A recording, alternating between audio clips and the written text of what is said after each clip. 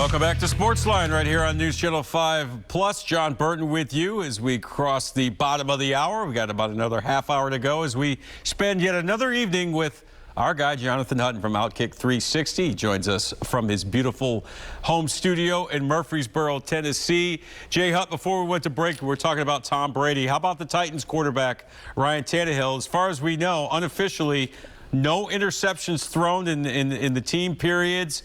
He's looked really sharp. And listen, we all know what this guy's up against, the bad playoff game against Cincinnati.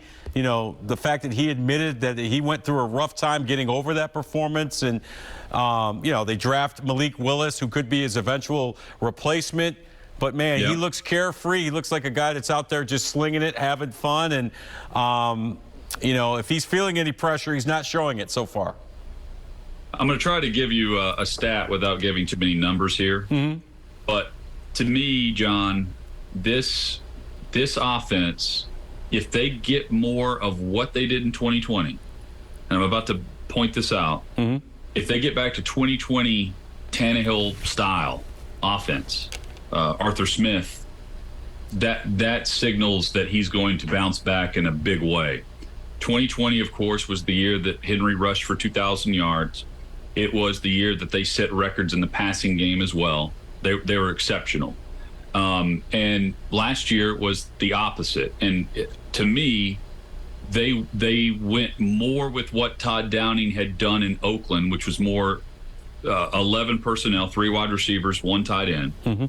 And they have brought in Tim Kelly from Houston, who they wanted to interview whenever they ended up hiring Todd Downing. And they wanted to interview him. Doesn't mean they wanted to hire him. Right. But Houston denied that request. They hired Todd Downing. They elevated Todd Downing. Right. They may have very well just continued to do that anyway. But now they've got both, and they've given, unlike Jim Schwartz last year, they've made it very well known that Tim Kelly is in here for the passing game. Tim Kelly runs more 12 personnel, which is what Arthur Smith did in 2020. 2 tight ends, 2 wide receivers, 1 running back. And here are the numbers. So last year, with 2 tight ends, Downing called 228 offensive plays. 92 of the 228 were passing plays, and they averaged 69 yards per game with 2 tight ends. They allowed only 4 sacks when they went with 2 tight ends last year. But compare that with Arthur Smith from 2020. 12 personnel, they ran 350 plays compared to the 228 last year. And instead of 69 yards per game with 2 tight end, they averaged 145 yards per game. Wow. So to me, that is a better base offense for Tannehill. Mm-hmm. Now, they give up a ton of sacks last year. 38 of their sacks were allowed without 2 tight ends on the field. I think the protection can help Tannehill there too, because he got hit a lot. It's not all on him. But I would take a look at, in a self-scout, and look, they're smarter than I am. I'm not trying to, gotcha moment or trying to do math that they hire their analytics guys to do. Right. I just know what worked and what didn't. Last year, you can point to the record and say they're the number 1 seed in the AFC. Great. No one really elevated their play on offense last year. It was a defensive-led team that did enough to get the run game going, and they figured out a way to maintain. But really, they weren't nowhere close to what they were a year prior. If they can get back to that, and to me, it's a lot of it's on Henry just staying healthy and being the bell cow.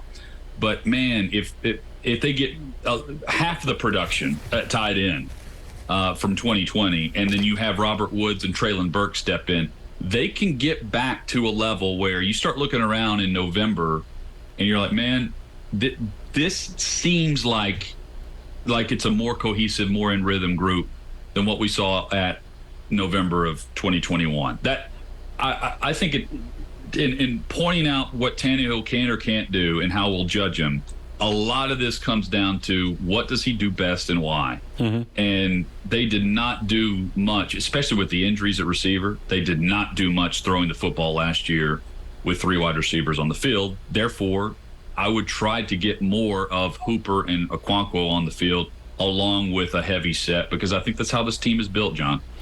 That makes sense. It really does, Jonathan. And, like you said, it's all about setting up and, Ryan Tannehill for success. What formations, what game plan, best suits Ryan Tannehill. So, but yeah, like I said, he looks confident. It's not going to be the Rams, right? Like, exactly. We're not going to see the Rams offense here. But that's not how they're built. That's not how they win.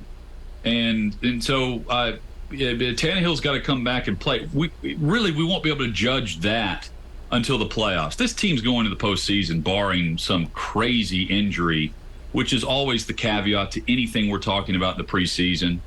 But we will judge Tannehill in January, because I fully expect him to play well, very well, in the regular season with the pieces around him that are healthy and ready to go. Can't believe we've talked this long about the Tennessee Titans without mentioning Derrick Henry. He looks good so far at camp, and I think they're working him in spots, resting him in spots, which makes sense. Somehow he looks bigger. I didn't think that was possible. Yeah, he does. What's the reasonable expectation for Henry this year? Coming off his first serious injury, it's a lower body injury for a tall, explosive athlete. And obviously, he's not old by any stretch of the imagination, but he's creeping up towards 30, which is kind of old-ish for a running back. What should be a reasonable expectation for Titans fans with Derrick Henry this year? I still think Henry's in his prime, John. I don't doubt that one bit. I think a lot of people do. I think a lot of people look at the injury and they think he's been rehabbing for the last 6 months, when that's not the case. He rehabbed to get back to the playoff game. Right. Now he's been training. He's been in Henry off-season mode, just like he was last year in the weight room. Now, he's certainly making sure he stays healthy and that he doesn't have some lingering effects. But I think it's a great what you said. It's 8:38 Central, and we're talking Henry for the first time in our first visit, discussing Titans training camp a week and a half in. This is a guy that came off a major injury, first one of his career. And it's really been a non-storyline, because you can tell the guy's ready to go, and they're treating him just like he was treated last preseason. And he's out there, and he was there for minicamp. There's been nothing holding him back, other than the fact that this is a planned holdback until the regular season. So I think it's all systems go. The ceiling for him is another 2,000 yards. I think they're going to use him no different than how they've used him in the past. He was on a record pace before he got hurt. Yep. Record pace. And he was on a 2,000-yard pace before the Indianapolis game kicked off. He was about to go back-to-back on pace to become the first NFL player in the history of the league to rush for 2,000 yards twice in a career. It's never been done. And there's nothing for me to say with the extra game and with the thoroughbred that he is. We'll see him in the open field in week 1, but I don't think I don't see a guy, and let me know, I don't see a guy on the practice field that looks like he's lost any burst. And while he wasn't the guy in January against Cincinnati, right, they didn't take him off the field. They kept handing him the football. They didn't put Foreman in. Maybe they should. We can argue that. They didn't put Deontay Foreman in when things weren't going well. They kept giving 22 to football. And for me, it's all systems go. Whenever week 1 rolls around, they're going to treat him the same way. And I think a guy on the other side of the ball, Jonathan, Bud Dupree. I think this guy is primed for a huge season. I think this defense is top 10, top 5 capable. I'm sure you agree with that. I think Bud Dupree is ready to have a monster season opposite Harold Landry, rushing from the edge. I'm 100% with you. I think they can be the number 1 defense in the league. I do. On Caleb Farley. If Caleb Farley becomes what we were told Jeffrey Simmons was a top 5 caliber athlete that fell to them due to injury. Caleb Farley was built in the same framework of a pre-draft description that they were able to select based on the traits, but again, the back injury. Now he's coming off the ACL. If he's ready to go, and he hasn't played in a while. I mean, he played a little bit last year, but he got hurt early on in the year. If he locks in and becomes the elite talent at corner, this is a number 1 or number 2 defense. They were, and I'm judging this on scoring defense. Right. Points on the scoreboard. They were number 6 in the league last year in points allowed. And the top 2 defenses in the league, when you start to look around, New England's up there, and the other defense scoring in the league, and I'm drawing a blank, I'm sorry. Pittsburgh, maybe? Pittsburgh was pretty good, but they gave up a ton of yards in the run game. I'll think of it in a moment. Sure. Maybe Denver. Okay. But look, they can be as good as those defenses, and they can still be exactly where they were last year. And you mentioned Dupree. I think Dupree hits the ground running, and where he was in December and in that playoff game, if they are clicking on that same level, defensive front wise, I'm talking about getting after the quarterback, the secondary is going to be that much better. They've got the veterans now at safety. Amani Hooker, I think, has a breakout year. Byard is still Kevin Byard. And you have pieces at corner. And we mentioned the rookie. Elijah Molden should play more in the slot and at nickel. I really like him. Me too. John, it's a long-winded answer. They have so many answers and solutions and reasons why this is a vastly underrated defense by most of the pundits, and they're top 10 already.